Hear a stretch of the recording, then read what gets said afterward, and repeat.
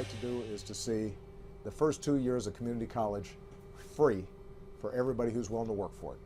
That's right, free for everybody who's willing to work for it. It's something that we can accomplish, and it's something that'll train our workforce so that we can compete with anybody in the world. Free community college for all. That's the latest gauntlet slammed down by President Barack Obama. $60 billion over 10 years to cover all tuition bills at specific schools. This means you will pay for educations of those who may not even be ready for life, much less a college education. And the entire educational system in this country has now got to be brought into play. Let's welcome to MidPoint political pundit, blogger, graduate of Colorado State University, and the editor-in-chief of Campus Reform, Caleb Bonham, joins us today. Caleb, thanks so much for being here. Hey, thanks for having me. Caleb, what's the initial reaction to this? Because I'll tell you what, first of all, when you think of free community college, sounds great. Then you start to look at the money and you say, wait a minute, who's paying for all this? But I guess the people who want to go to college got to think it's a great idea. Well, exactly. This administration is starting to act more and more like an infomercial. As I said earlier this morning, they're offering free health care. They're offering free cell phones. Now they're offering free community college. These come with very high price tags. I don't think they understand what the term free means. This is coming at a price, and college students are going to be on the negative end of that.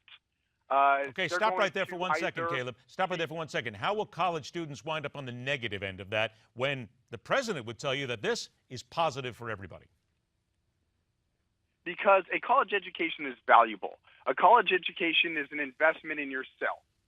And when the government steps in and artificially devalues what you're receiving through education, problems arise. Take California, for example. In California, you have one of the cheapest tuition rates for community colleges across the country, roughly $1,500 per year. Now, the average college tuition for community college is around $3,800 per year. But in California, we see massive enrollment into community college. Over 470,000 students are on waiting lists because the demand is so high that they're unable to fulfill all of the requests to go to college. Now, what you're seeing there, that is a problem because you're seeing diminished education because people are just trying to get the kids in, get the kids out because it's a business. And you're seeing kids not get the clear direction that they need from an institution of higher learning. That's why it's a problem. But is this, in your opinion, then, just a president who, quite frankly, is looking at the legacy, says, look, I'll tell you what, guys, let's throw this out there. It'll never go, it'll never fly, yet if I throw it out there, people will think that I'm the guy doing the great thing and I'm the one that's the savior of American education, so let's just get it out there because it makes me look good. Well, it definitely is a political posturing move. President Obama tried this in 2009 and it failed with the Democrat-controlled Congress. He tried a $12 billion community college reform, and that didn't go anywhere. And so what he's doing now is he knows that this is never going to pass a Republican-controlled Congress. This is a $60 billion plan that we know, when finally implemented, is going to cost far more than $60 billion. It's probably going to cost twice that.